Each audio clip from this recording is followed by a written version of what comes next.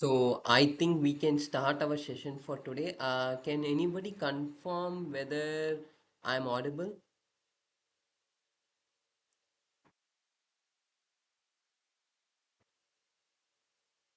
Anyone?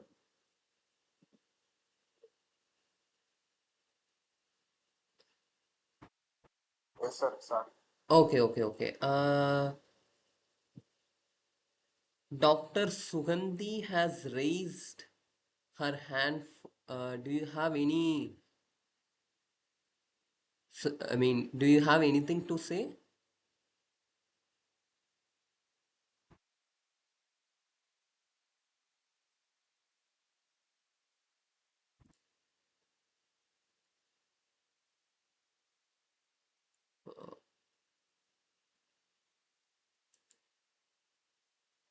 Yes.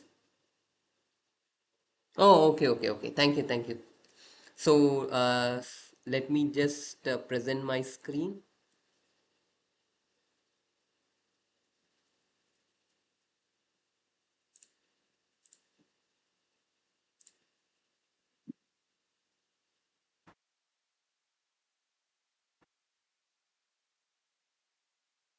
So I hope the presentation is also visible.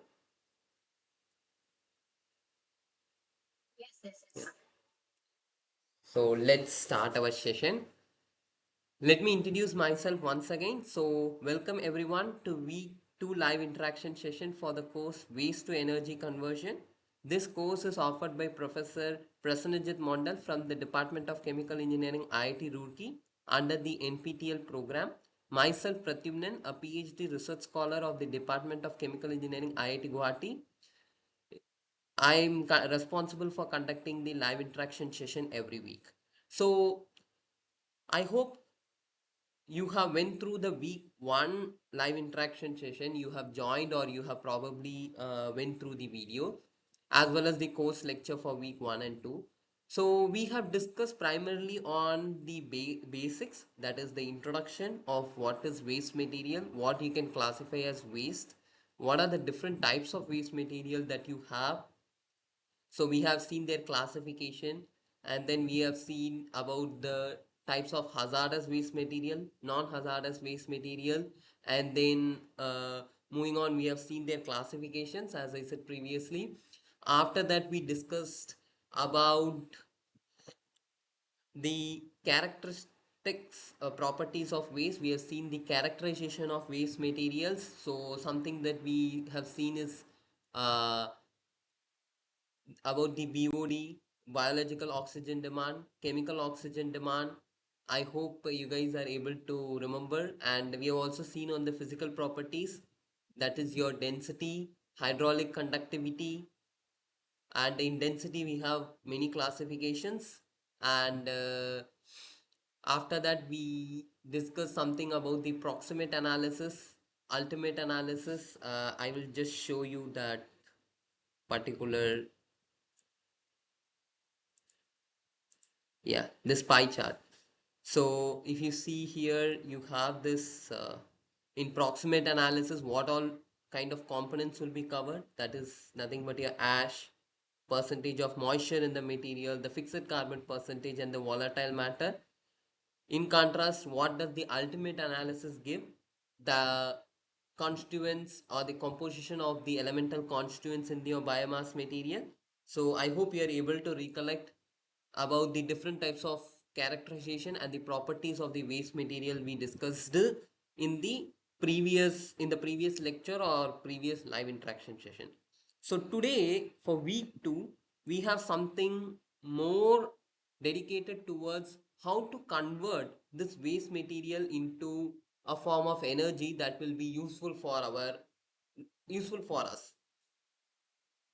So as you guys remember, there are totally three different types of conversion routes for this waste material to be converted into energy forms. So can anybody name those three routes quickly?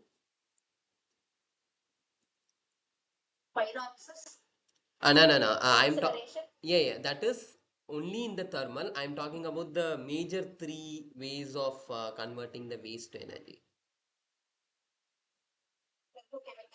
Yeah. So first one we have is thermal, second one we have is biological, and then the third one what we will be discussing is on something more related to the chemical conversions. So this week 2 is particularly dedicated for this thermal conversion. So where we will use the thermal techniques for converting the waste material to energy conversion. So among this thermal conversion routes, there are uh, these are predominantly classified into three different types. So as somebody rightly said, we have first is the incineration. Then after incineration, you basically go to the what do you say, gasification. After that, you have your pyrolysis. So these three different routes or these three different chemical conversion routes are basically classified based on the air to fuel ratio. So one of the classification, or you can say that the predominant conversion process as it is written is based on the air to fuel ratio, or you can say oxygen to the fuel ratio.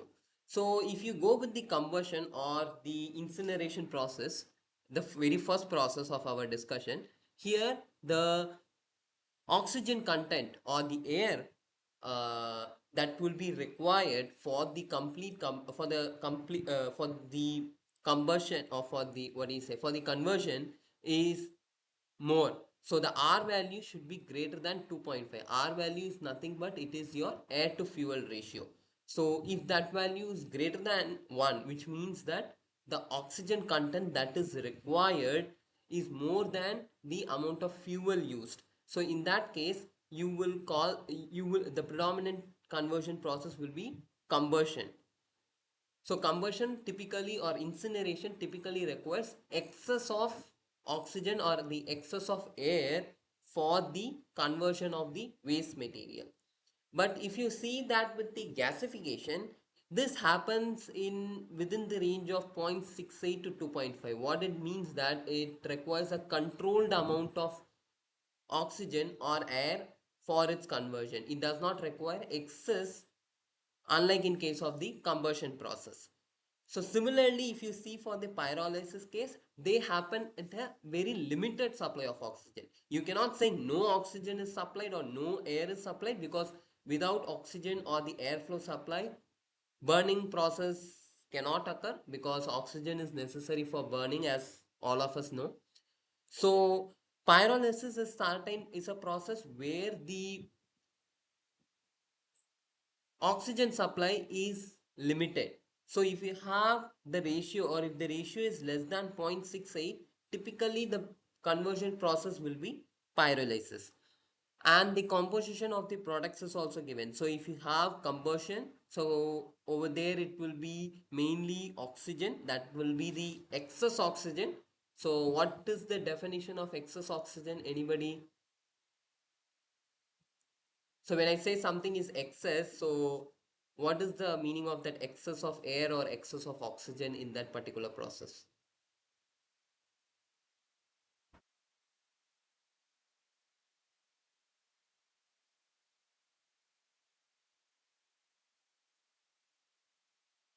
Anyone?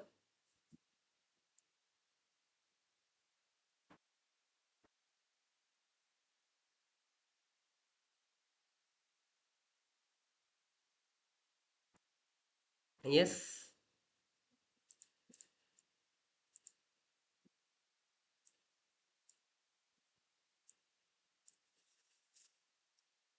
Combustion usually takes place in the presence of excess of oxygen. So what do you actually mean by the word excess? This is given in this has also been discussed in the course.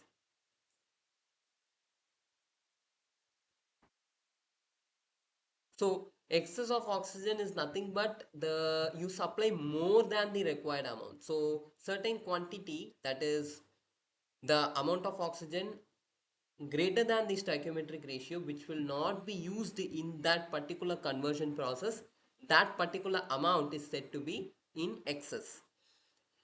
So if you see in case of this, when you use excess of oxygen, so all the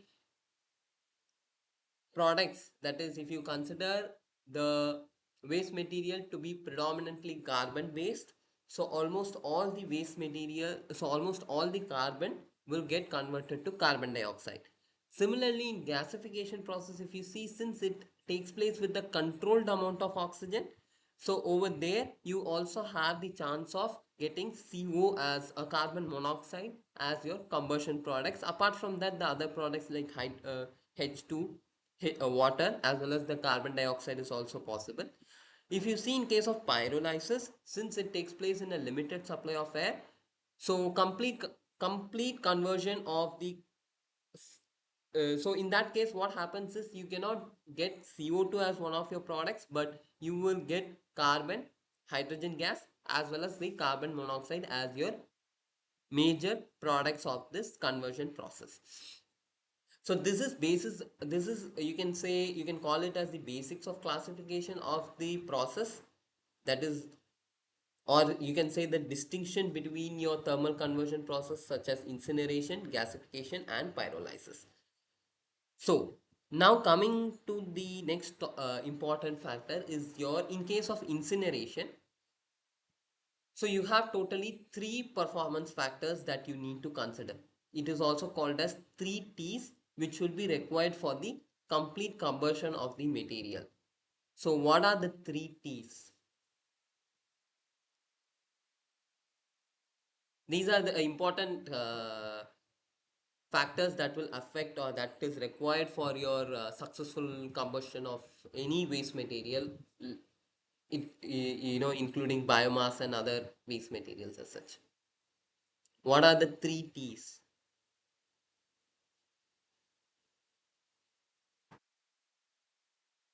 turbidity, uh, it is turbulence, because turbidity is something else related to water.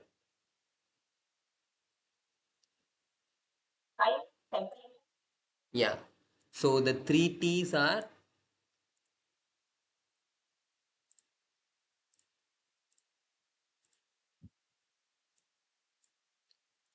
first one is time, second one is temperature, third one is turbulence. So these three are very important factors, or you can say, instead of factors, you can say the three important criteria, that, or the three important things that you require for the successful combustion of material: time, temperature and turbulence. So you need to give sufficient amount of time for the particular waste material to get completely converted so that the energy can be extracted. Second, sufficient temperature is basically required for it to undergo the combustion process, because it requires certain ignition temperature, right, where the material will start burning. Third one is turbulence. So turbulence is something, it is required so that there is a good contact, there is a good amount of contact between your waste material and then the air or the oxygen. Because if there is no good contact, or if there is no good efficient contact between these two, then it will burn, but then the efficiency of that particular process, or the amount of time or the temperature that will be required for that process to complete, or for the complete combustion, it will be very difficult for the combustion process to complete. So that is the reason these three are very important: time, temperature as well as turbulence.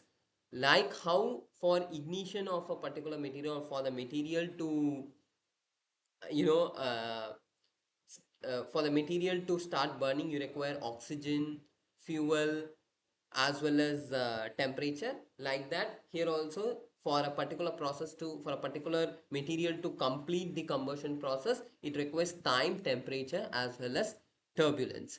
So this combustion process has multiple factors which affect them. So what are the factors that predominantly affect the combustion process?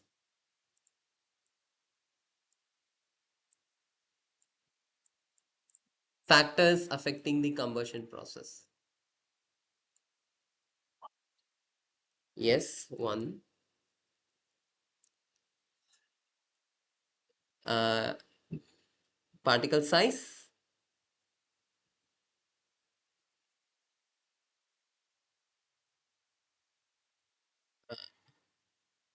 I am unable to actually get because there are two voices that are crossing. So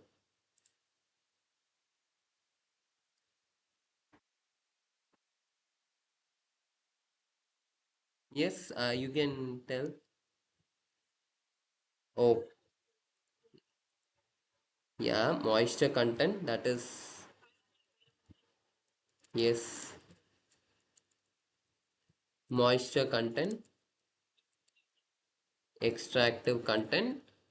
So the extractive content is typically nothing but your hemicellulose, cellulose, as well as lignin. Yes, yeah, yeah, you can go ahead listing other factors. Yeah, hydrogen.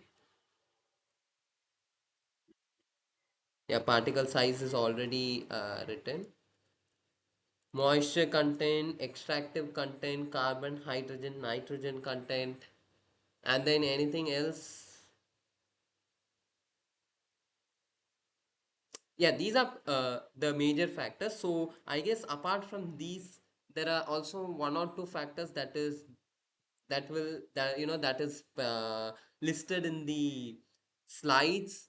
So you are welcome to look around because these factors, we need to have a knowledge on these factors that will be affecting the combustion process, because based on this only we will be designing the systems for our process. So we need to have a good knowledge on what are the different factors that affect our combustion process, so that these will act as a kind of variables when we decide on the type of reactors that will be required, or the process that will be required, the process that the particular waste material will undergo.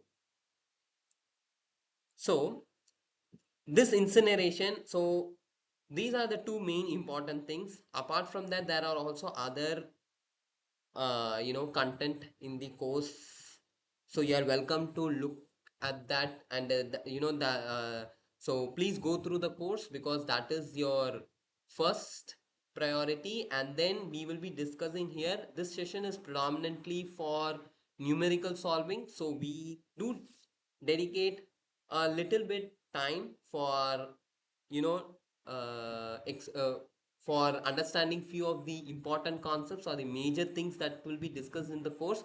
But I would request everyone to go through the course. So yeah, so this incineration process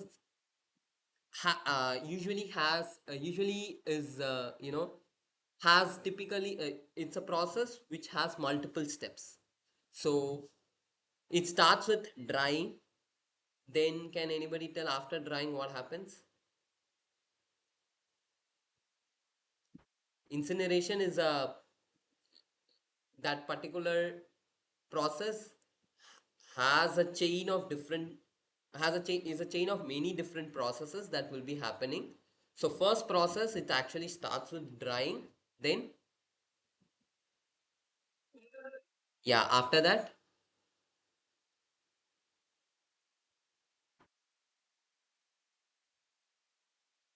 so it will go with something so called as a reduction. And then you have these volatile matters. And yeah, sorry, I guess it will be that fixed carbon volatile, sorry, char reduction. It will be char oxidation, sorry. So this incineration is mainly done in incinerators. So if you talk about incinerators, there are two different types. The major classification, one is your fixed bed and another one is your fluidized bed. So in fixed bed you have two different types. What are the two different types of fixed bed combustion chambers? Oh, sorry.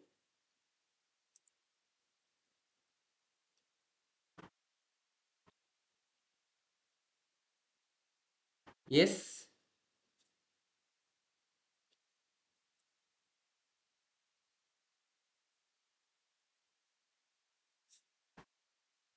In case of fixed bed, you have two different types.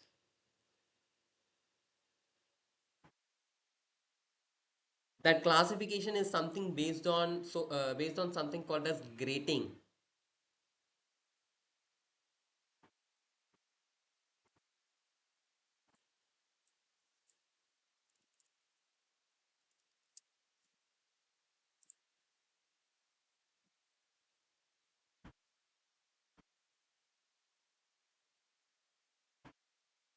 You have something called as uh, grate firing and underfeed stalkers. So these are the two different types. So what do you actually mean by grating, or what is this importance of this grating in this fixed combustion, in the fixed bed combustion chamber? What is the purpose of this grating? Because this is important. This grating is important because based on this only you have the two classification that I mentioned. And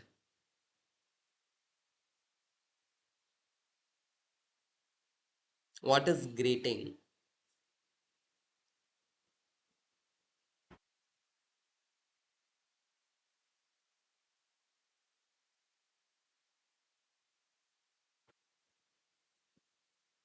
Anyone? What is grating?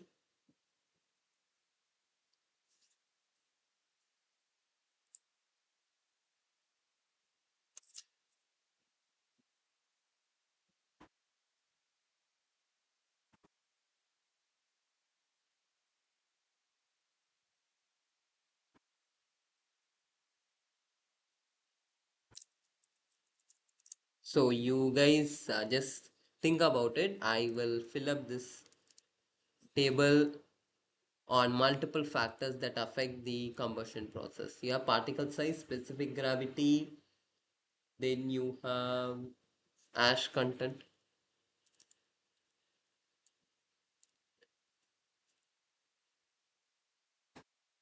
So grating is something that is basically required to retain the material within the combustion zone. It is basically used to retain the base material within the combustion zone. So this is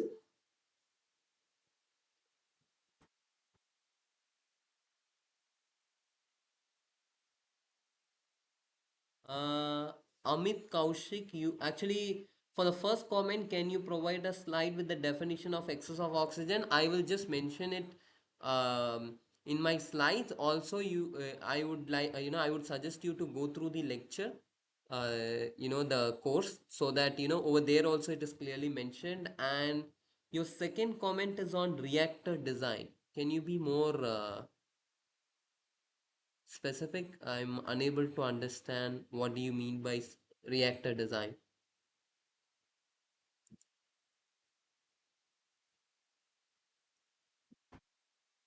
Sir, created one of the factor which affect the combustion.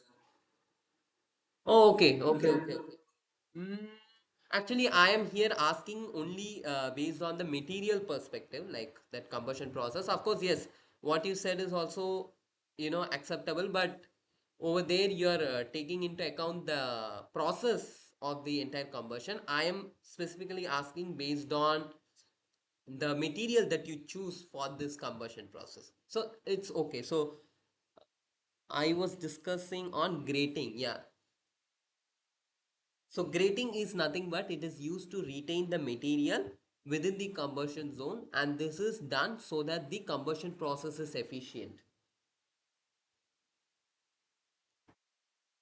And how it is going to be efficient, because since the material is retained in the combustion zone, it will be in contact with the primary air, so that will help in the combustion process. And that's how I'm saying that grating is a structure which is used for making the combustion process more efficient. So based on grating, as I said, we have something called underfeed stalkers and grate firing. So among these two processes, grate firing is the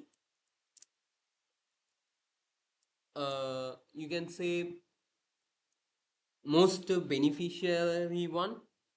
Yeah, underfeed stalkers. And then you have something called great firing.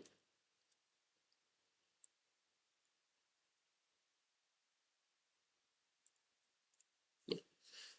So in case of underfeed stalkers, what usually happens is you actually drop the material in a hopper, and then you have a screw that is at the bottom. So this material travels down through the hopper and then falls on the screw conveyor. So this screw conveyor is rotating.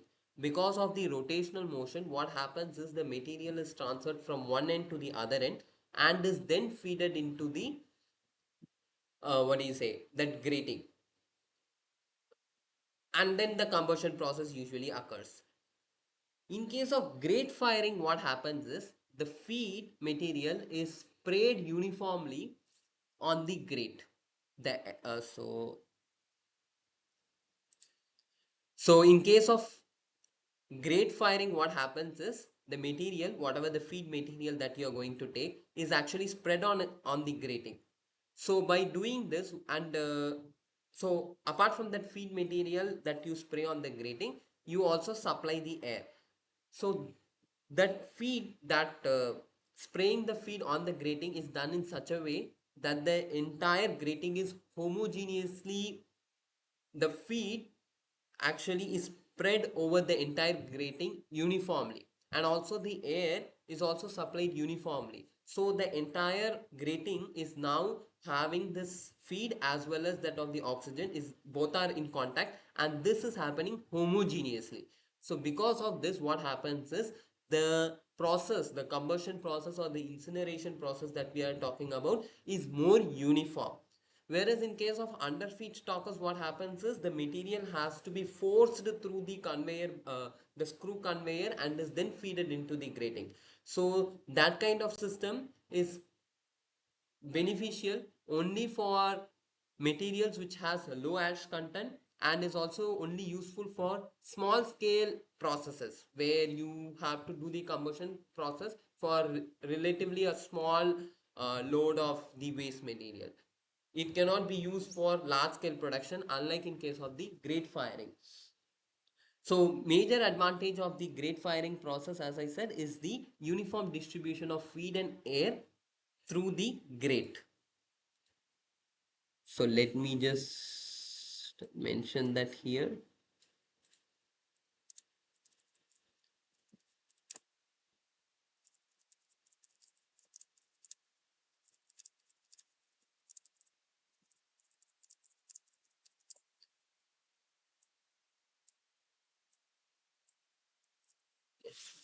So this is the major advantages of using the grating. Okay. So depending upon this grate firing, in grate firing itself, you have three different types. So anybody knows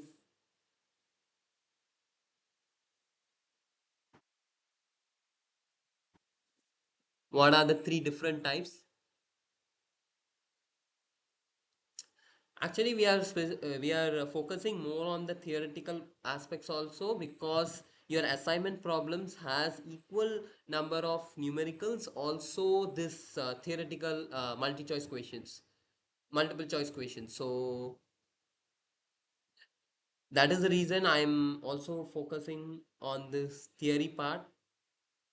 So what are what are the different types of grades, or what is, or in this grade firing we have three different classification based on this grades. So what are those three?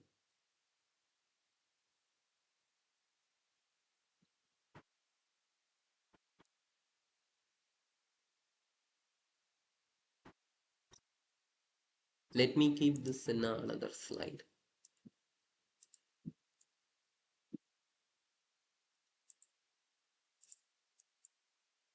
Yes, anybody?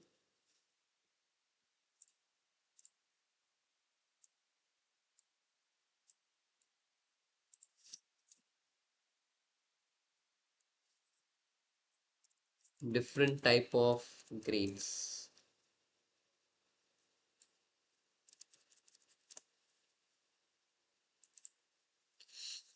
So one is something so called as reciprocating. Another one is what you have is rocking. And third one is roller.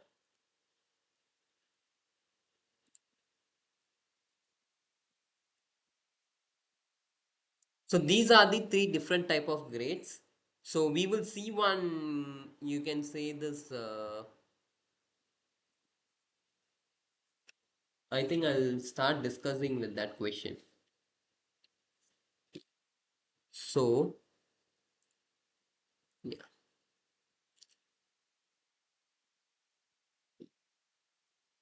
So you can see question number 2, identify the type of combustion chamber. So what is this combustion chamber that you think is in this picture?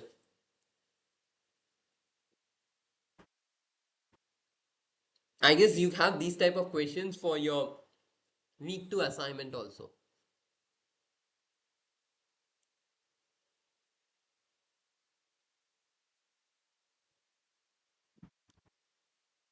Any answers?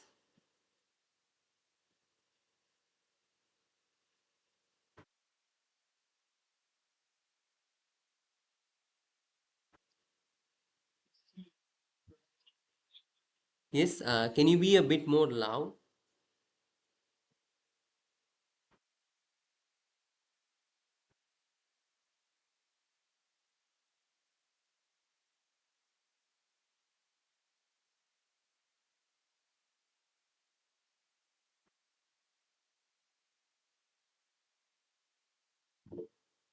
Option A. Yes, that is correct. So this is something so called as great combustion chamber. But again, in this great combustion chamber, what type of grate it is? I have talked about three different types of grates, I believe now. So I have something called as reciprocating grates, rocking grates, roller grates. So in the among these three different types, what type of grate is this one?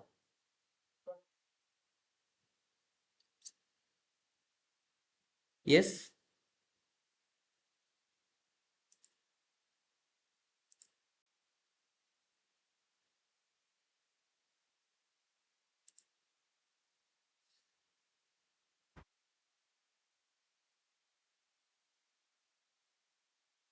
I guess somebody said some answer, but unfortunately I was unable to hear it.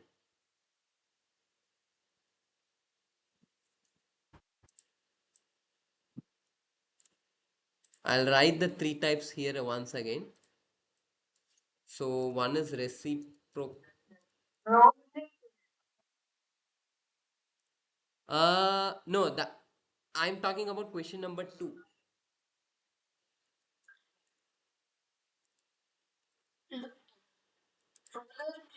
Yeah, this is roller grades. So how we are saying this roller grades is basically because if you see in this picture, so let me zoom in more. So do you see some of the rollers here, everyone? Let me zoom it well. So these rollers that you see, these are the grades. So because of this, only we call this as roller grades. So what happens is this rollers are usually present and waste material is fed on top of these rollers. So because of the rolling motion, what happens is the material moves forward. So this is an example of great combustion chamber, and in that this is nothing but roller grates, or you can say roller grate combustion chamber also.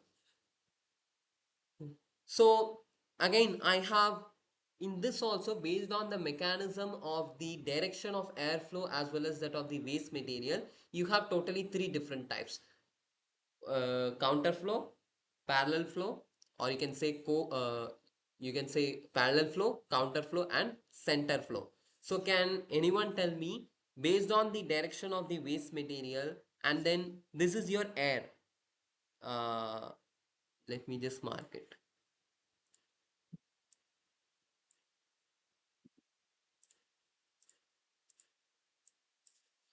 This is your airflow direction.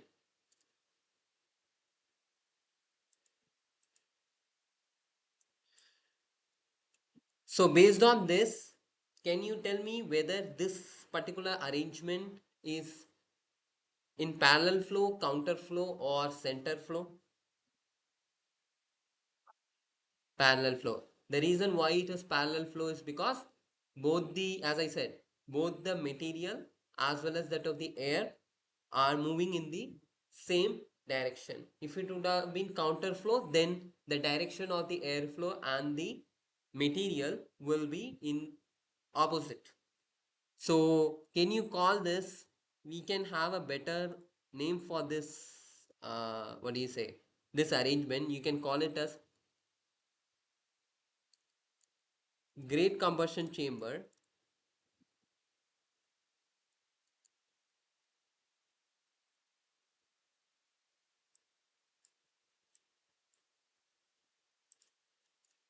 with roller grates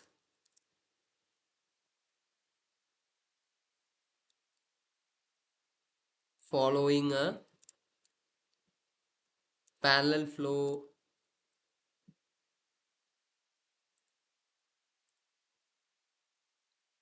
mechanism, a parallel flow operation mechanism. I guess that would be better. So this is the, the entire name that you can give based on the type of grates and then the mechanism of the operation system here. So it's called great combustion chamber with the roller grates following a parallel flow operation mechanism where the waste material and the airflow are in a direction parallel to each other. So what about this type 3, question number 3? What kind of arrangement or the system this is? Here I have not given options. Yeah, this is called rotary tin.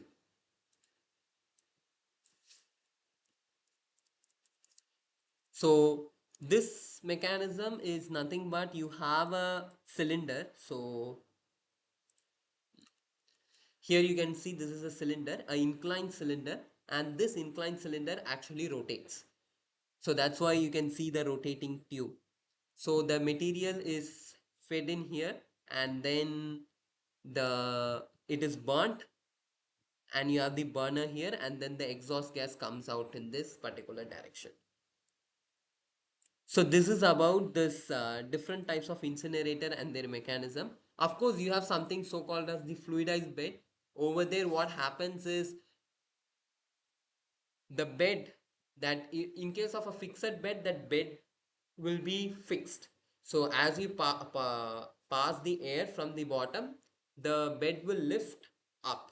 But in case of the fluidized bed, that particles, that sand particles that is going to, you know, heat up the material or the waste material that you are going to send in itself is in a fluidized condition. So that is the structural difference between your fixed bed and fluidized bed. If you see in case of the operation mechanism or the efficiency of the combustion process, the fluidized bed exhibits a better efficiency compared to your combustion process. That is because the sand particles that are getting heated up is already fluidized, so they are in a thermal motion, and this waste particle that you're also going to send in will also be in the motion, so because of which the chances of them hitting with each other will be more, and due to that the heat transfer will be better, and so a lesser temperature will be required for the fluidized bed to, or for the combustion process to occur in the fluidized bed compared to that of the fixed bed. So fluidized bed is considered to be more advantageous for your combustion process compared to your fixed bed reactor. So this ends, our discussion on this fluidized bed and incineration. After that we have on gasification. So I hope there is not much to discuss. So let's gasification, as we said, this particular conversion process usually happens in a controlled supply of air or oxygen. And then we also So this is the difference. Apart from that, majority of the process almost remains the same for the gasification as well as that of the combustion. Apart from certain differences, the majority of the process remains the same. So let's go to our problem session now. So does anybody have any sort of like doubts or anything that you would like to discuss here right now before we start our session, before we start our problem solving session?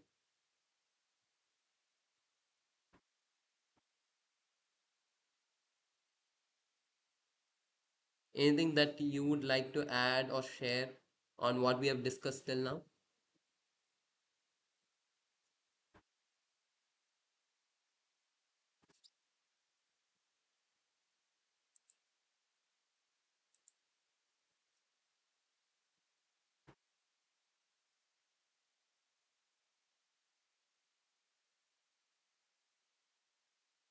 Otherwise, we can go with the numerical problem.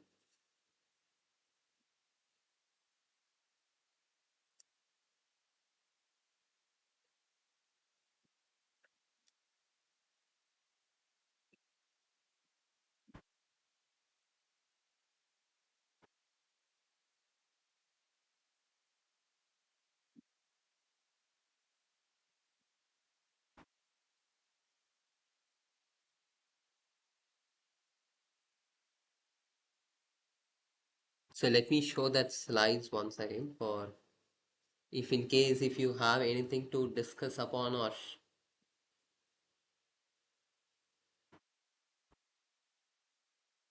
of course, each and every process has their own advantages and disadvantages. Like if you see combustion has its own advantage, gasification process it has its own advantage. All those factors are discussed in detail by Professor in the course lecture. So I'd strongly suggest you to go through that course, and over there you can have a wide knowledge on each of the advantages and disadvantages associated with each process.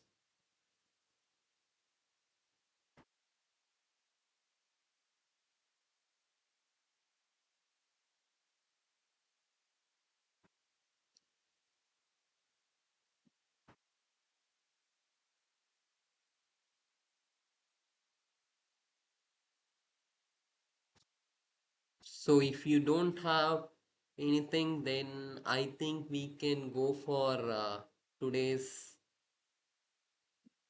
I mean, the numericals we have planned for today. So question number one.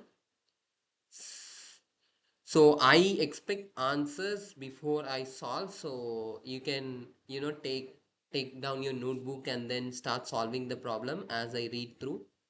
So COD, that is your chemical oxygen demand analysis of a wastewater sample, is carried out through chemical method using N by 5 K dichromate solution as a reducing agent.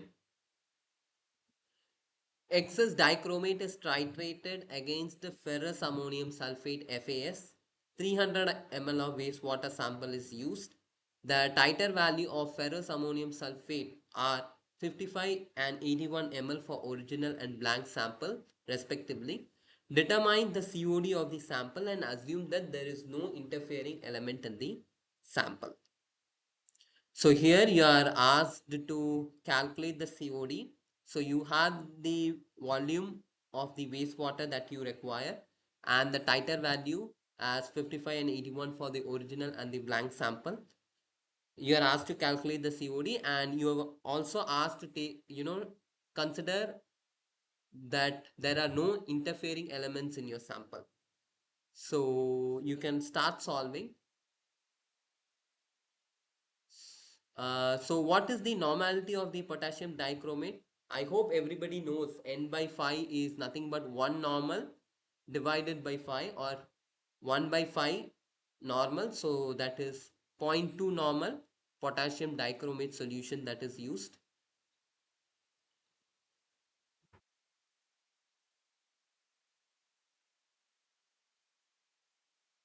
And so here we have asked this, we are taking this assumption that there are no interfering element in the sample. So what are the interfering elements that can be present?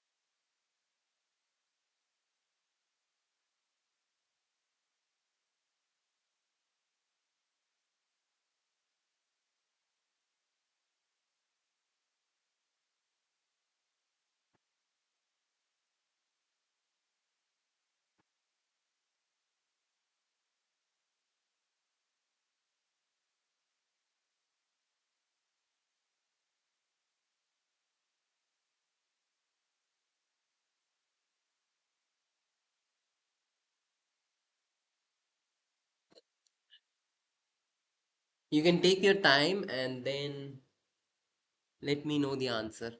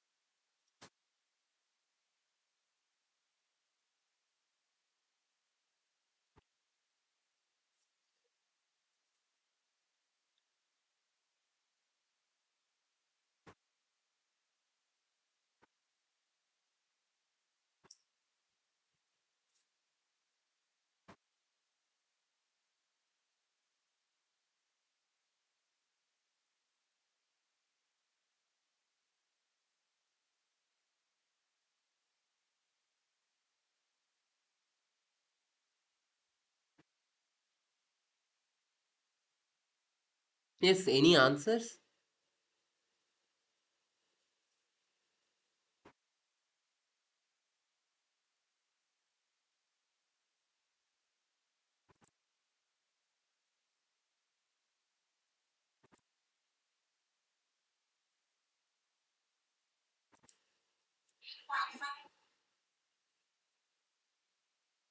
Uh, you're saying you're saying the entire answer is 8.5?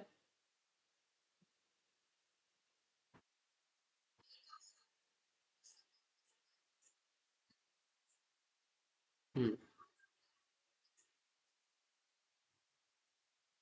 Yeah, so can you please try calculating it once again?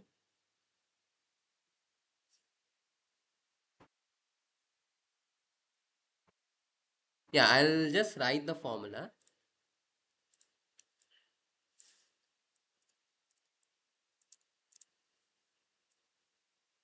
So,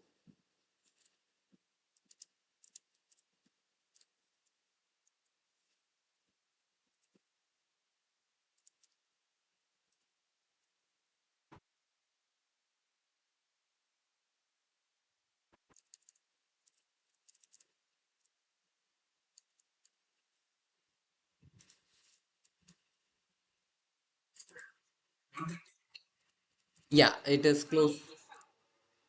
It is 138. Exact answer is 138.66. I think there is some, there might be some error while doing this multiplication and division, in the calculator. So kindly check that. So I hope others are also able to get.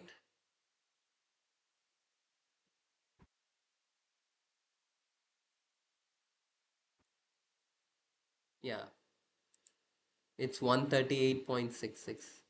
That's correct. Others, anyone unable to get the answer as 138.66?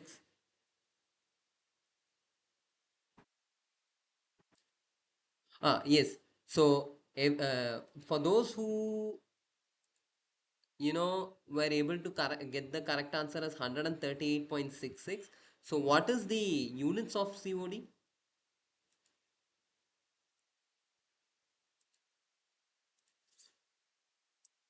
ppm.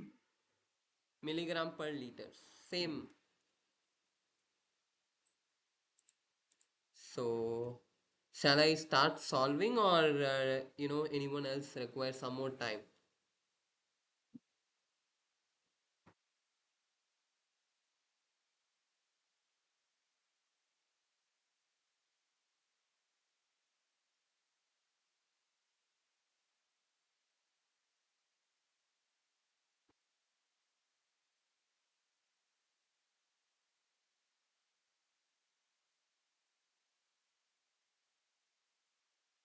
So, I'll just start solving.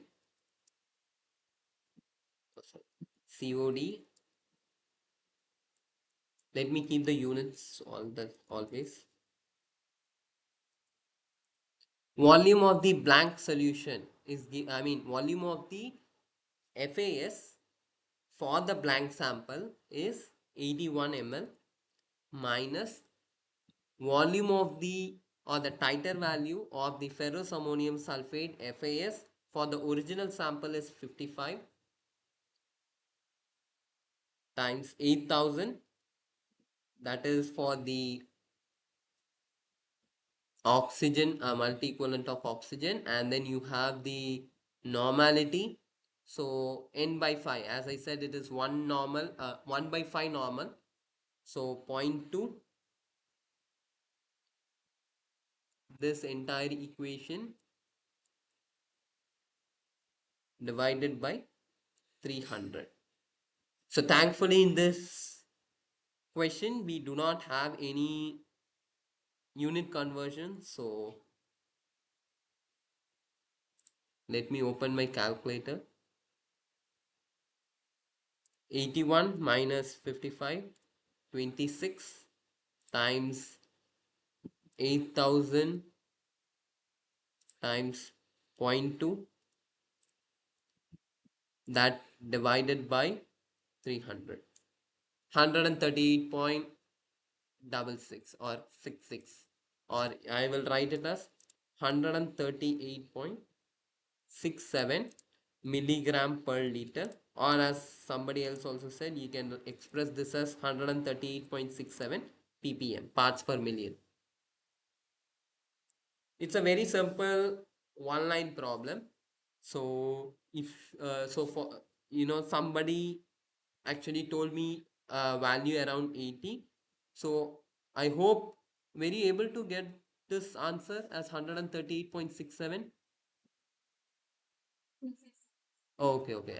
So was there any mistake in calculation, or oh, okay, okay, okay, fine. Oh, okay, okay, okay. That's not a big issue. So it's just that you need to have, it's a practice session for you to have what do you say, familiarity while dealing with all these parameters. So if the issue is sorted out, then it's fine. Apart from that, does anyone have any other issue?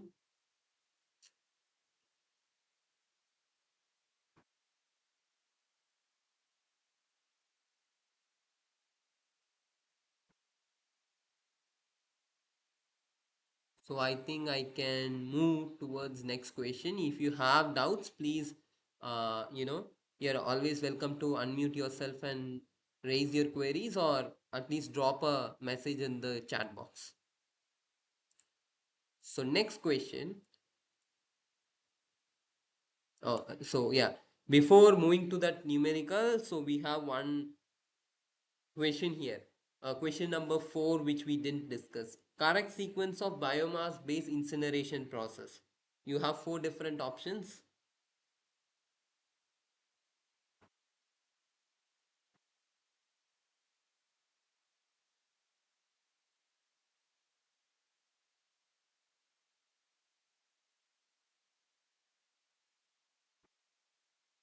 So basically, this incineration process, as you have, if you would have went through the course, it follows a principle so-called the shrinking core model. The mechanism of this biomass-based incineration or biomass or any waste material incineration process, it follows this shrinking core model. So it's something more related to chemical engineering terms. So what happens over there is that core material actually shrinks in size as you do that conversion process. As the material burns, the core of that particular material or the material shrinks in size. So that is the basics of this shrinking core model. So if anybody of you here are from chemical engineering background, then you might have the idea on it. But again, that's just what do you say, for information, or for you to know what mechanism or what kind of mechanism this burning process incineration process undergoes or utilizes. So what about this question number 4, biomass based incineration process?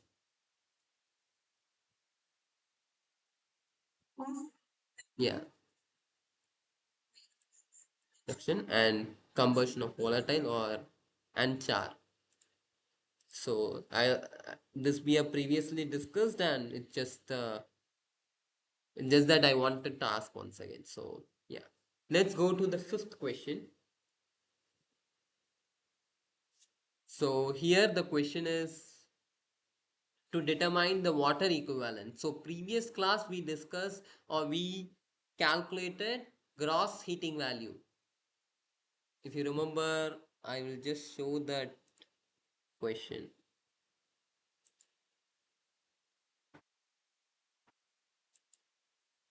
Just a second. Yeah.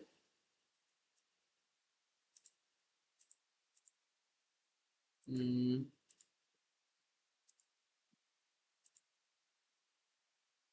yeah, this one. Question number 7. So this we discussed last class where we were asked to calculate the gross heating value. So now here we were given with water equivalent, we were asked to calculate the gross heating value. Here this question is something exactly opposite of what is given. Here we are given with the HHF value as 6318 kilocal per gram, and then we are asked to calculate the water equivalent. So this basically works on the principle of bomb calorimeter. So again, I will go to that slide. So here we discussed on the bomb calorimeter. So we told that, or the principle of the bomb calorimeter is nothing but the heat that gets released during the combustion is equal to the heat gained by the bomb as well as that of the water that is surrounding the bomb.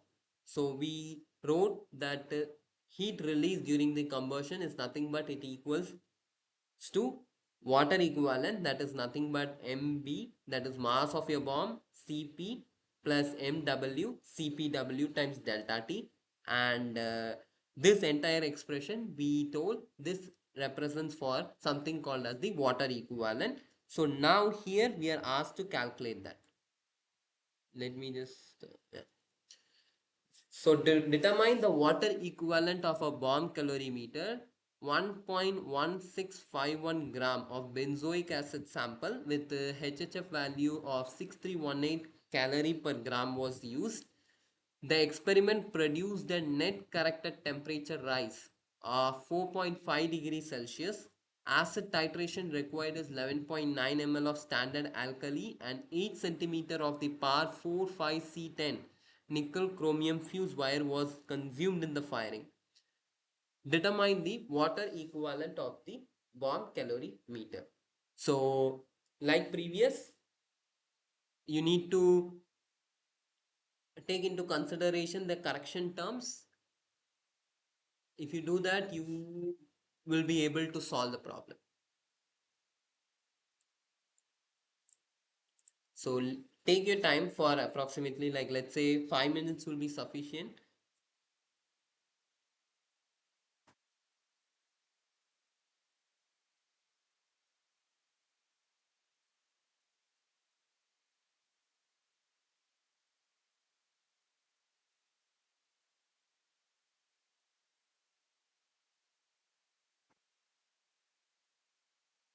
Last time we calculated this value in joule per gram. Here we are given in calorie itself. So that conversion factor is not a big deal right now.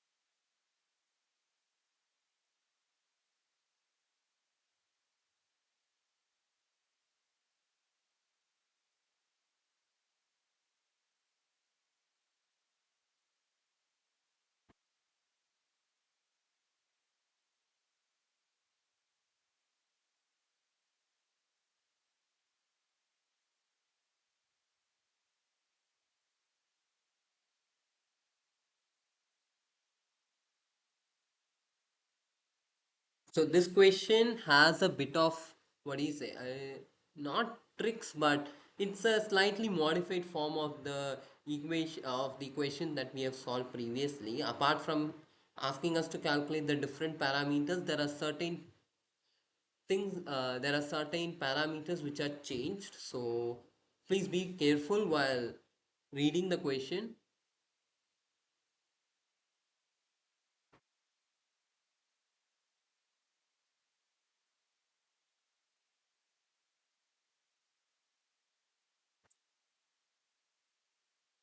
So any answers, because it's 5 minutes.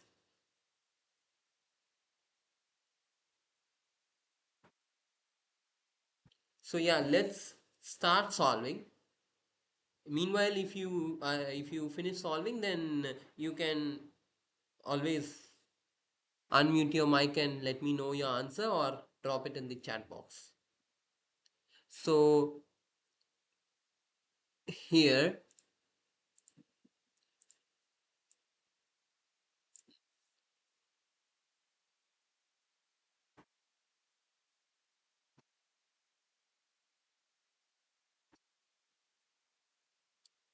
So first thing, let me start with the experiment produces a net corrected temperature rise of 4.5 degree Celsius.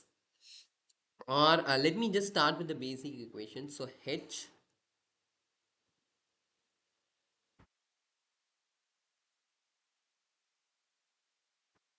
times M W, that is water equivalent that you need to calculate, times your delta T. So this delta T is nothing but is the is your net corrected rise in temperature. Net corrected temperature rise, which is nothing but 4.5 degrees Celsius.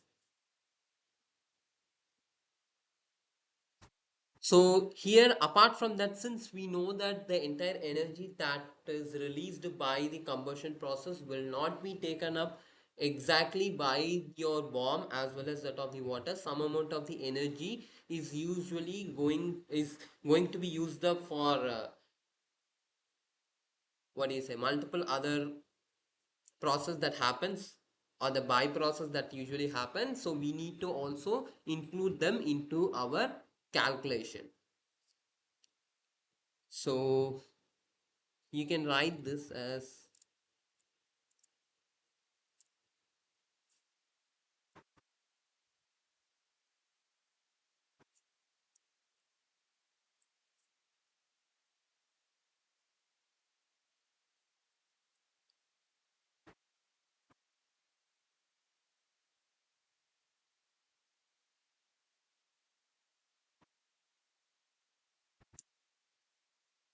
so you can re I've just modified the equation by accounting this correction parameters E1, E2 and E3. So what is the value of E1, E2 and E3?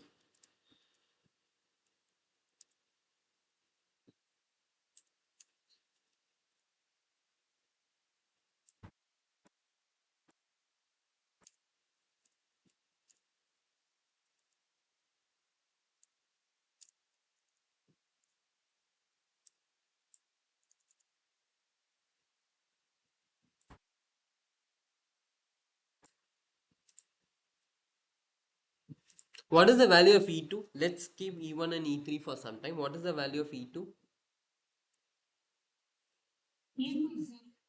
Yeah. And why it is 0? Hmm. So if you see in the last or the question that we took in live interaction session 1, so let me just go back to that question for reference. Oh, sorry.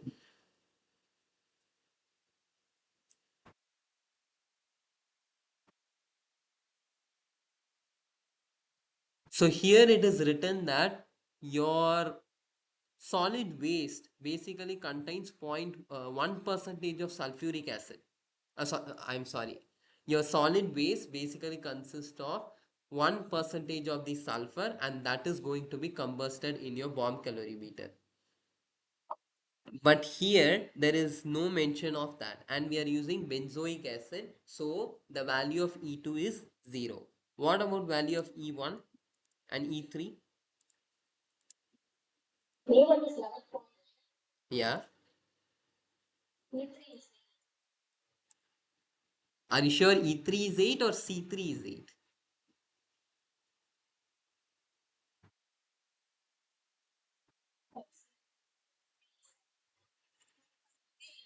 Yeah.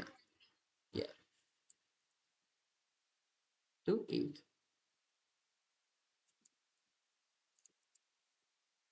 So what is 2.3 times 8?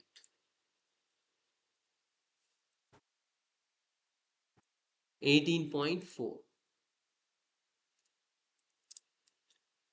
So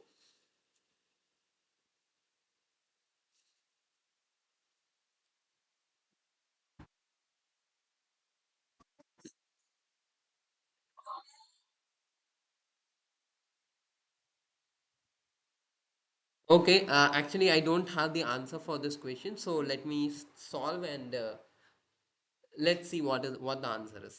So W, that is your water equivalent, is equal to here 1.1651 grams of your material is used.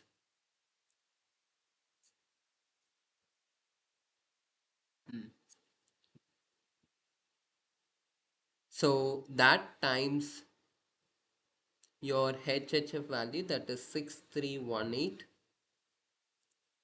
plus 11.9 plus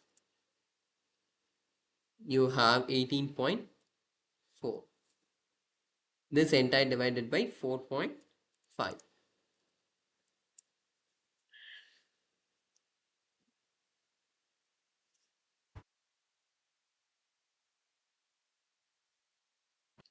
So we need to calculate this.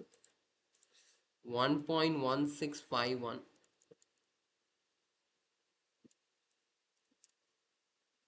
times 6318. 7361.1018. Am I correct? Yes. Plus you have your 11.9 plus 18.4. This entire divided by 4.5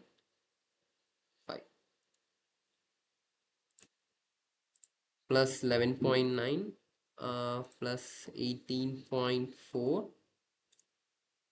This entire divided by 4 point is so it is 1642.53. 1642.53. So is this what all of you are able to get? Water equivalent is 1642.53.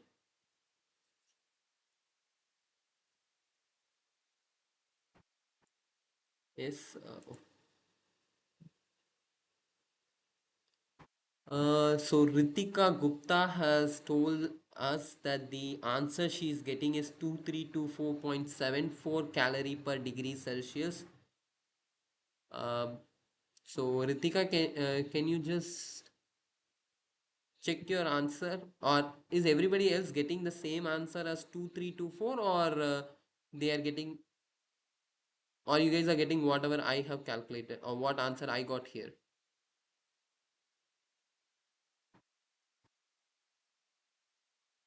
Of course, units is calorie per degree Celsius.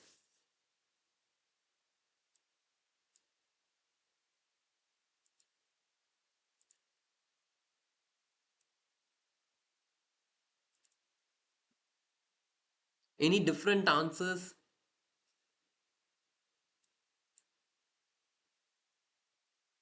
or have I done any mistake while calculating?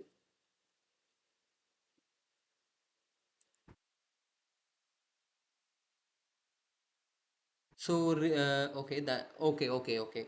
So I hope you are able to able to spot out your mistakes. So if this is fine, then we can progress for the other question. But what about others? Apart from the few who have posted that their answer in chat box, is there any issue while solving this problem? Anyone? So here what is different from what we have solved previously is we are directly given with the length of the fuse wire that was consumed in the firing. So previously if you see, so here it was written that 3.4 centimeter of the 10 centimeter, that particular fuse wire remains unused. So we were supposed to, subtract it from the entire length and then calculate the amount of length of the wire that gets used up during this firing process. But here we are given with the amount of nickel chromium fuse wire which is consumed in the firing process. So you don't need to subtract. That is one part. The second part is the benzoic acid sample that we are using, so it does not have the sulfur content, because of which our E2 value was 0. And yeah, apart from that, I guess almost everything remains the same.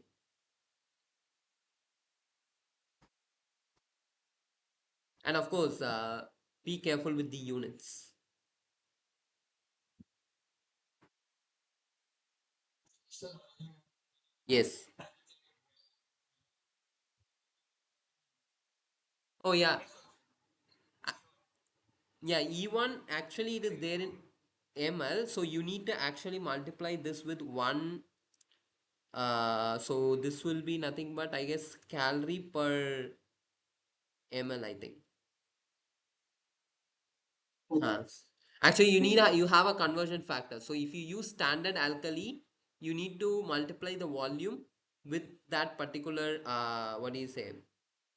This 1 calorie per ml. It is that specific heat for this particular standard alkali. So standard alkali is, if you see here, it will be around ah, so sodium carbonate of 0.0709 normal. So this is the standard alkali that will be used for your calorimeter washing. So for that, that specific heat will be 1 calorie per ml.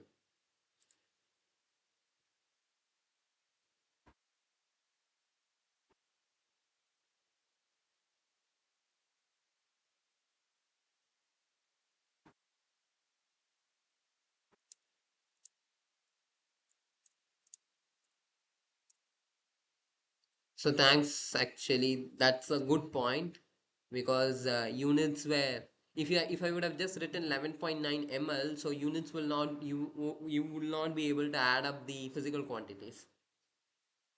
So that's a good, place that you have spotted that mistake. So if you don't have anything here to discuss more, then I'll go to the next question.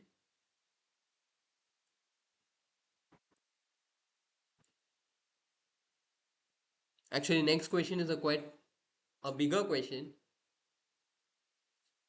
So let me just read out that question. Meanwhile, if you have doubts, you please let me know here. So question number 6, MSW. So I hope everybody will be familiar with the term MSW. It is municipal solid waste. This has a following composition on mass basis. You have carbon, hydrogen, oxygen, nitrogen, sulfur, chlorine, moisture, and ash. And then we are asked to calculate that the molecular weight is around 72. So we are asked to calculate the molecular formula, and if the waste is incinerated in a fixed bed incinerator, sorry, it is incinerator. What will be the composition of the flue gas if 30% of excess air is used? If the ash of the above sample contains 0.2 K2O and zero point 0.6 Na2O respectively, determine whether the waste will form slag in the furnace. So here you will be determining something so called the slagging index.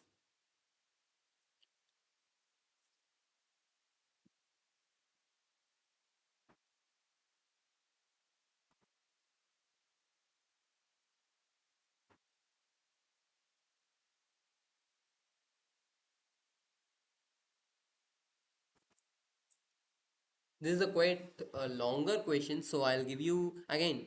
Let's take some time,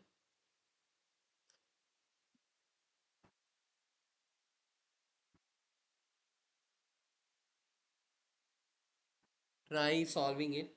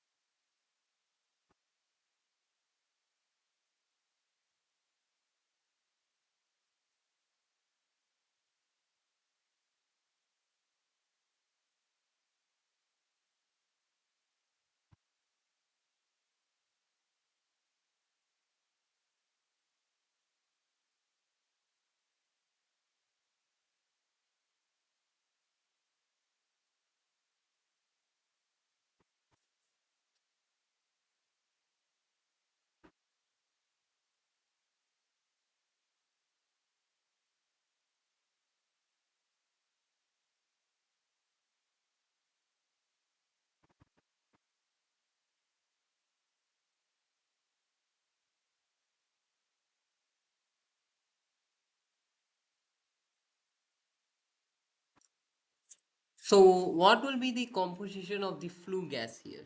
So what all will be there in the flue gas, constituent of the flue gas?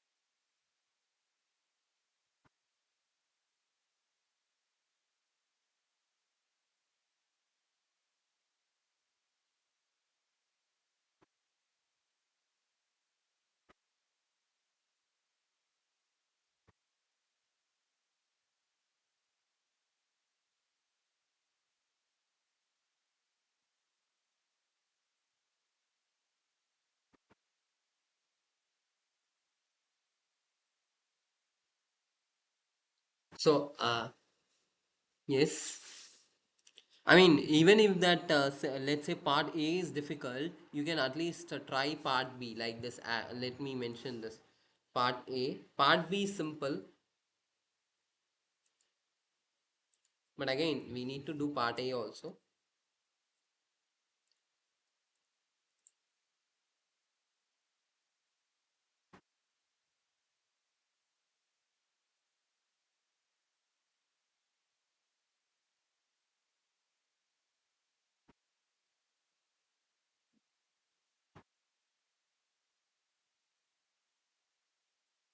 So, if you, before finding the molecular formula, let's see what will be the composition of the flue gas. So, since you have carbon, you will be having CO2, you will be having H2O, am I right? And what else we will have?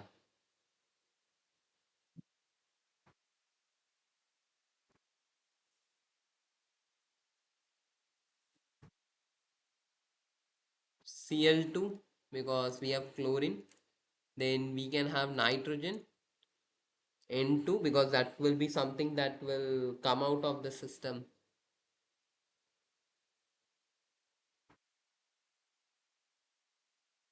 And then what about this sulfur, SO2?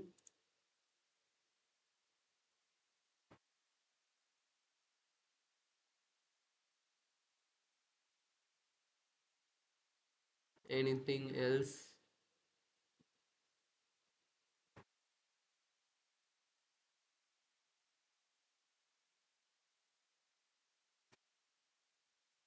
So how will you go about solving this problem? Let's say first on this determine the molecular formula of the MSW.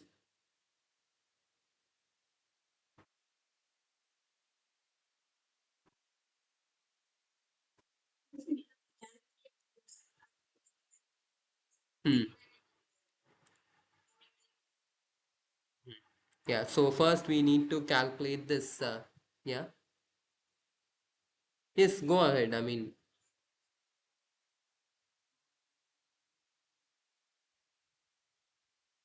okay, okay, okay, okay,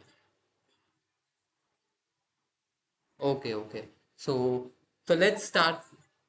Yeah, yeah, yeah, yeah. So let's start calculating that. So, sorry. So here we take, since it is in terms of percentages, we can take 100 grams of the, 100 grams as a basis for this MSW. So if you do that, then each one will be of that particular weight. So I mean, whatever the percentages will be the same as weight. So carbon will be 42.222 grams, right? Hydrogen will be 3.56 grams. Sorry. Oxygen will be 28 grams. Nitrogen will be nothing but 0.50 grams. Sorry. Sulfur will be zero point 0.2 grams. Chlorine will be 0.75 grams. Moisture is 20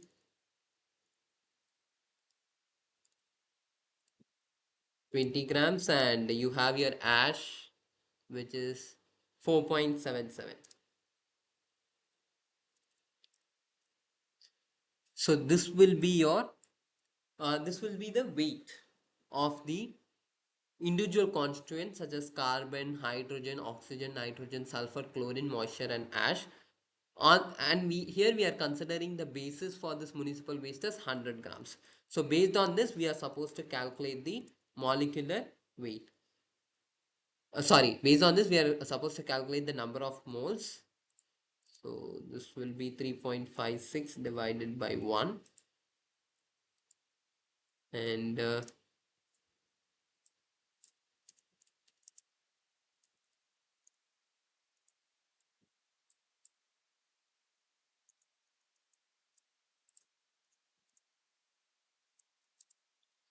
will be 28 by 16.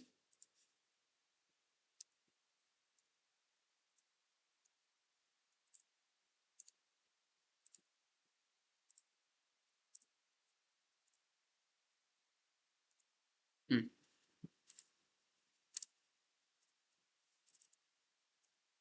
Chlorine will be 35.5.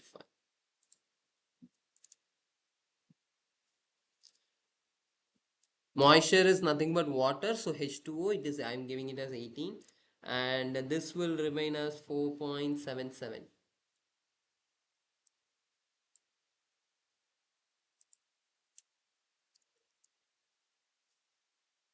So we need to calculate for this now. So that is nothing but 42.22 by carbon is 12, 3.52, and this will be 3.56.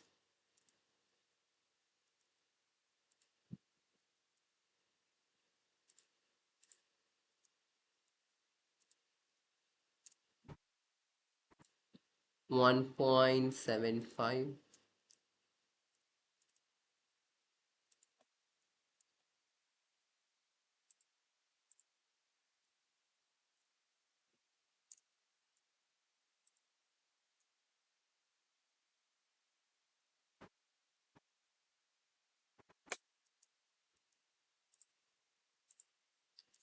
It's a kind of a problem where you will have lot of, what do you say, use of this virtual calculator, but still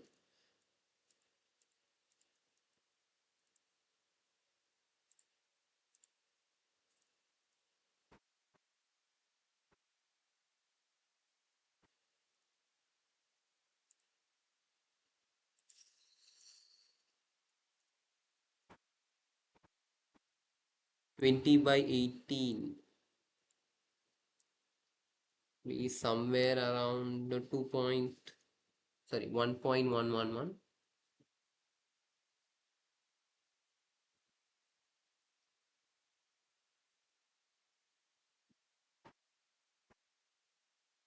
So am I, so is this what you guys are also getting?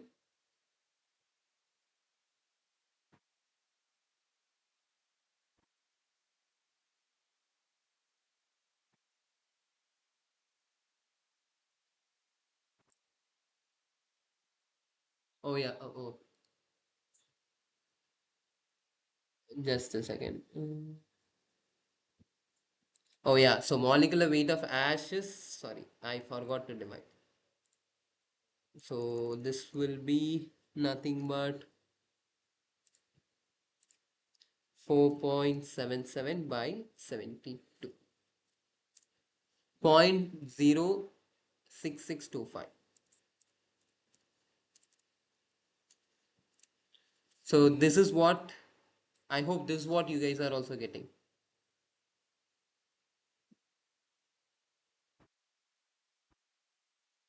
Is it fine? Or is there any calculation error? Carbon is 12, oxygen 1, oxygen is 16. Yeah. So now you can write the formula as, since here we do not have, they are not asking us to calculate the molecular formula of the municipal solid waste in terms of dry basis. So we are going to keep that moisture content as such while writing. So this is the molecular formula of the MSW as received.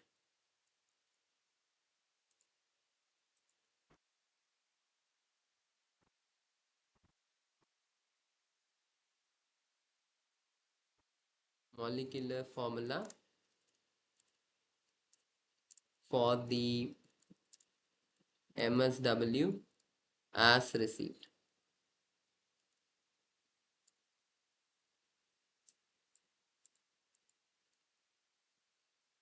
So that will be nothing but C 3.52. I'll keep this in brackets. So when you will see this slides in that Google slide, that folder that you will be able to access after the live interaction session, I will make it in the, subscript forms. So hydrogen will be 3.56. Oxygen is 1.75. Nitrogen is 0.0358. Sulfur is 0.00625. Chlorine is 0.0211. And moisture is H2O. So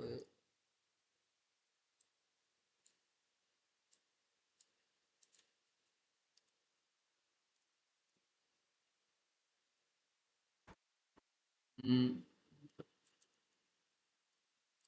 there you have 1.11. And let me take this to the closer. And after that, what you have is ash, 0.0062, sorry, 0.06625. So this is one way of writing, or you can also take this H2O, and then since H as well as the O element are also present in the formula, so you can write it as hydrogen will be 3.56 plus 2.22. So 3.56 plus 2.22, 5.78. Yeah. Oxygen will be 1.75 plus 1.11. So that will be 2.86. Nitrogen will be, this all will remain same. So 0.0358. Sulfur will be 0.00625. Chlorine is 0.0211. And then you have at the end ash as 0.06625. So this is the molecular formula of the municipal solid waste as received. So is everybody getting the same? Or do you have any, I mean, since as I said, it has certain calculations to do, there might be somewhere a mistake might have been done. So if you have something else, then please let me know. I don't find anything.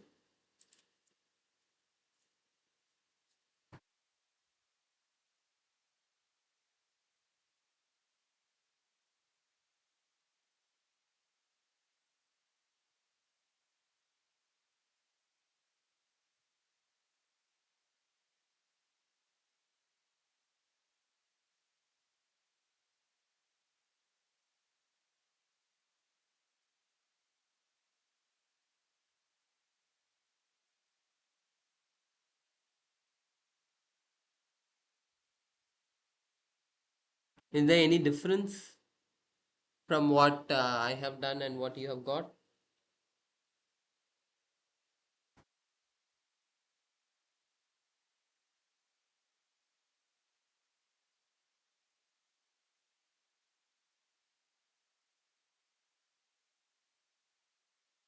So let's now do this B part, because that A part, the amount of, what do you say, the flue gas composition will take a bit of time. But this lagging index is quite simple. So let us finish that first.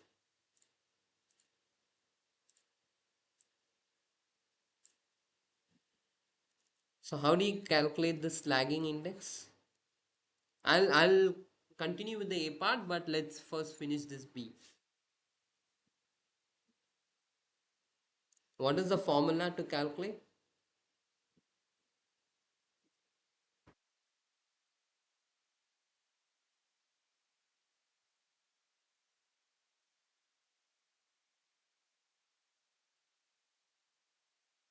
So is it zero point 0.1 times weight percent of ash multiplied by weight percentage of alkali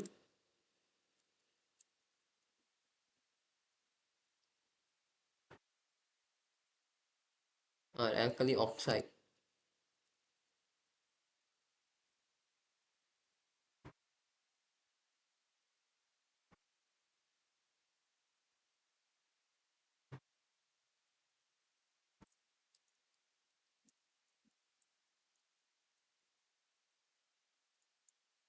So it's nothing but zero point 0.1. Weight percentage of the ash we know as 4.77 times, this will be the combination of both, so it will be zero point 0.2 plus zero point 0.6, that is zero point 0.8. So how much is this?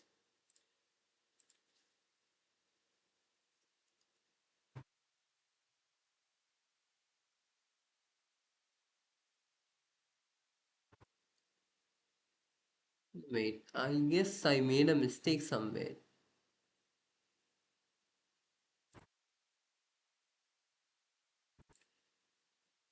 Just a second.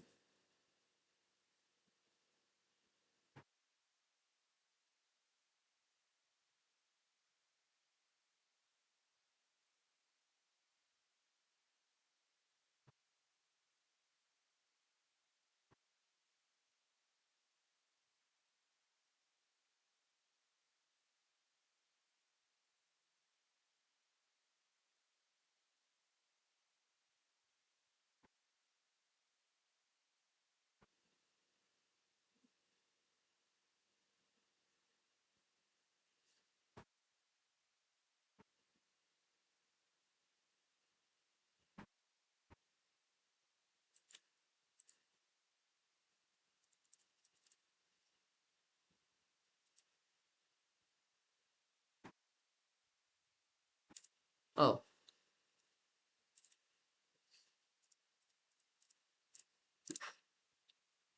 so this is the slagging index. So what it would be probably, I guess it is crossing that range, right? What is discussed in the course. Huh. So if slagging index is 0.3816, what will happen? What kind of, whether it will be, what do you say, low slag, or slag will definitely occur, or there are chances for slagging to occur? How will you categorize this if the slagging index is 0.3816?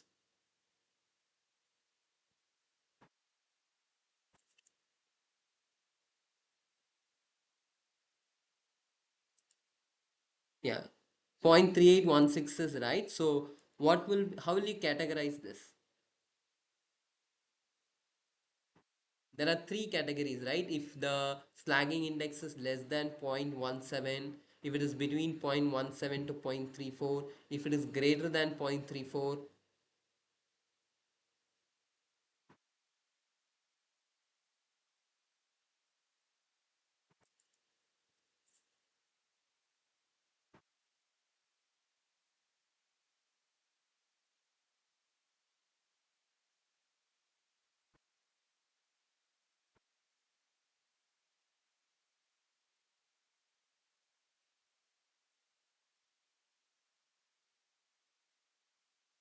Yes, any response?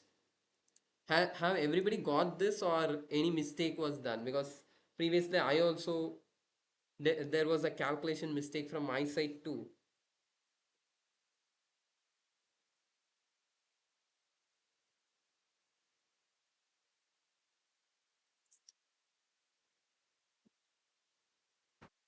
So this means that it represents virtual certainty of slagging.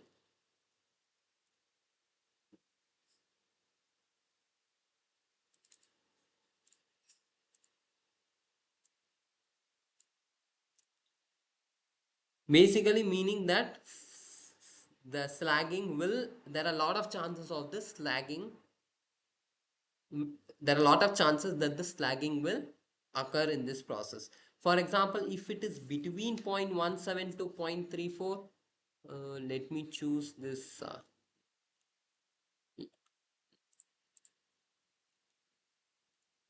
so slagging index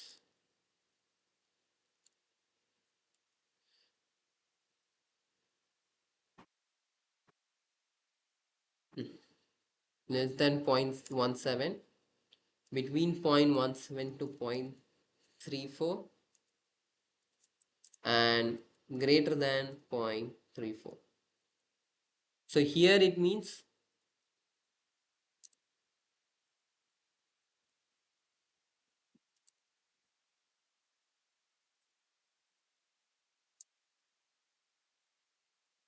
this means probably slagging will occur, probably slag,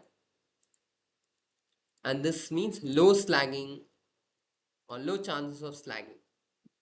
So it is better to remember these three, what do you say, points or criterias, because questions of this kind,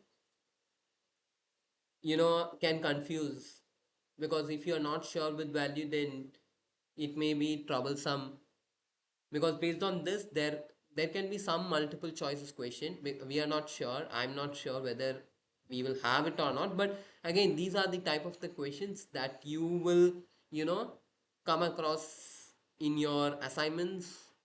So it is better to remember these conditions.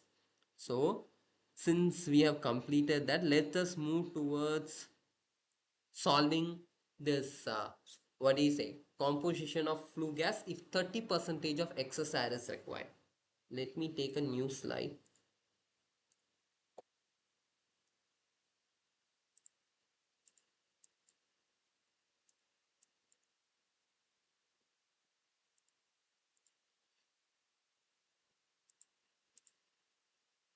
So we have such a big formula. Let us write the, what do you say, empirical form of it. So CaHb,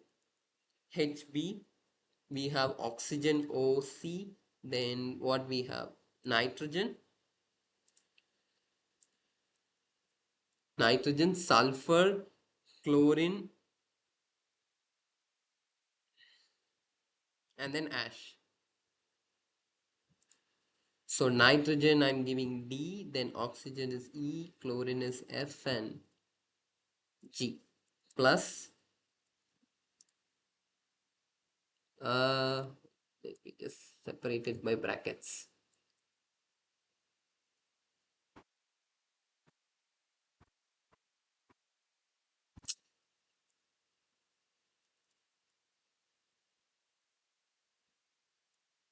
This is something very similar to, if you remember what we did it in the last class. So we discussed about the question. Let me just show that.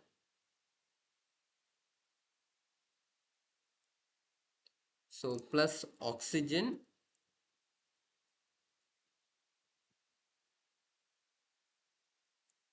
gives carbon dioxide, plus what do you say, moisture or water molecules, plus you have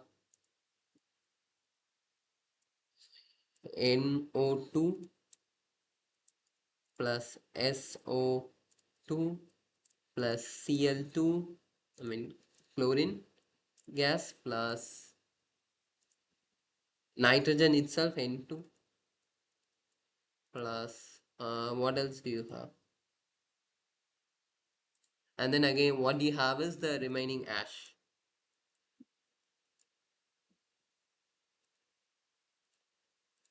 So this is something that is a general equation. So from here you are supposed to calculate. So if you see, this one represents something very similar to what we did in this question. Yes. So here we're asked to develop a combustion equation with the theoretical air and 40 percentage excess air, and we were asked to calculate the amount of air required for each gram of the ethane that got burnt. So so if you remember, we have solved this type of question previously. So this should not be a big trouble for us. But again, here since we have H2O, NO2, SO2 and chlorine in your system, so this may be a bit complicated. But okay, we are running short of time. But yeah, let's try doing it as much as possible. Again, if you have done, please let me know the answer. Has anybody completed that finding the composition of the flue gas? Anyone?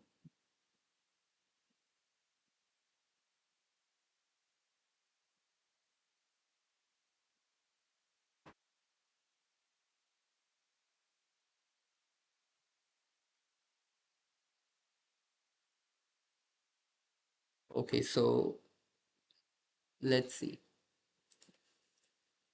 So I'll just copy this equation.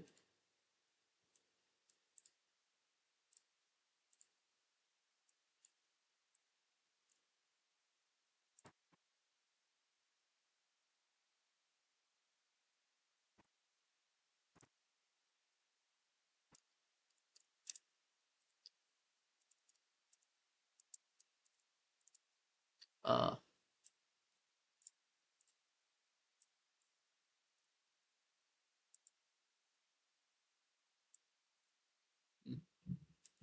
so this ash percentage will remain the same, 0.0062, oh, sorry, 0.06625.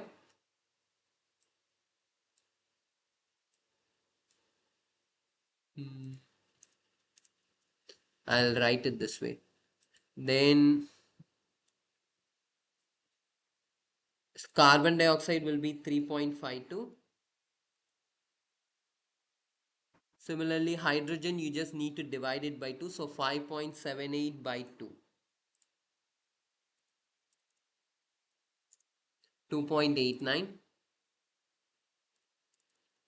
And then sulfur is 0.00625.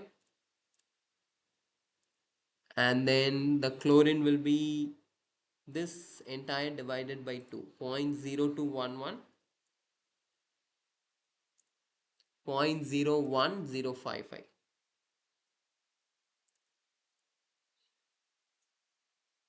Now nitrogen we need to balance from here, and we need to balance this oxygen. So since okay, we don't have time, so let me do one thing. You have Has anybody solved this question? Anyone?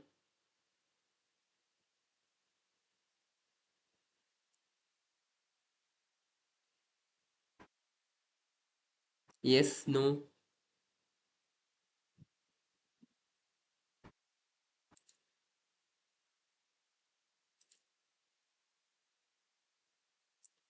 Okay, so let me do one thing. It will be a bit bigger to balance all this equation and then come up with the flue percentage value. And we have few more questions to discuss, but again, we were because we have time constraints, so let's discuss those questions separately. So this questions, what I will do is I will make it, I'll just solve it myself, and then I'll take a picture and I will paste that screenshot here. I'll take picture and then I'll paste that working here, because it is quite difficult to handle all these components here, and also we are running short of time. I should have taken this question previously. So okay, that's fine. So I'll take a screenshot. I'll solve it myself and then take a picture, and then I will attach this with this presentation so that you guys can see, and we will discuss that particular question in the next week, this part in the next week. So again, it was we should have discussed this question previously. It is a bigger one. Okay, anyway, it's fine. Do you guys have any questions to discuss?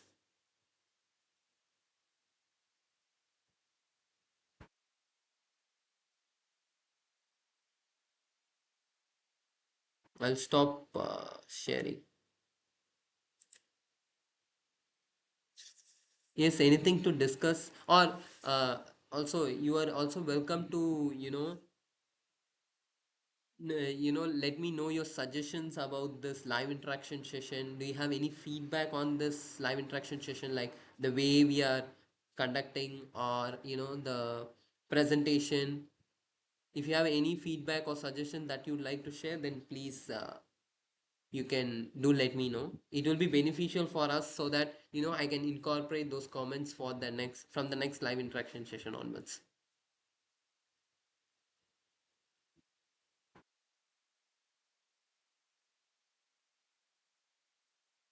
Okay, so apart from that, well, that's thanks from Mr. Amit.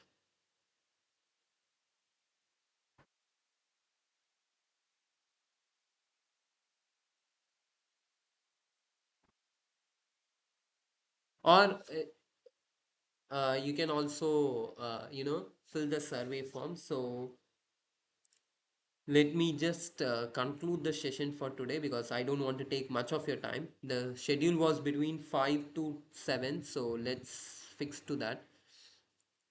So let me conclude the session. Thank you everyone for joining today's live interaction session.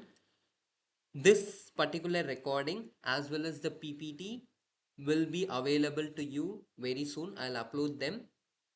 So if you have any queries related to how to access this live interaction session or the videos for relating to this live interaction session. Oh yeah, yeah. Last session we have some incomplete problems. Actually, those 5 to 6, those three questions that you actually saw were supposed to be of questions that we didn't solve during live interaction session one. We were supposed to take that, but again, we have only 2 hours with us. So let's try to take them in the next week before this thermal conversion. What do you say? The content gets over and we move forward for some other routes. Let us try to finish that by the next live interaction session.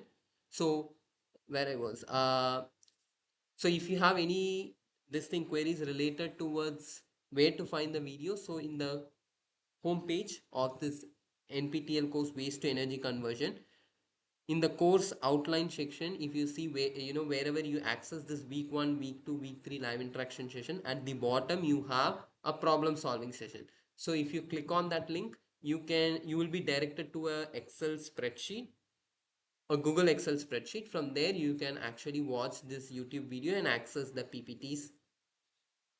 So if you have any doubts, you're always welcome to post your questions in the Q&A section.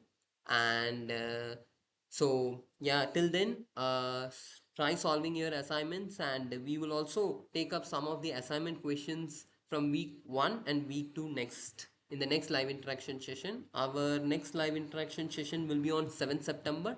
Till then, happy weekend, and yeah, thank you for joining, and bye.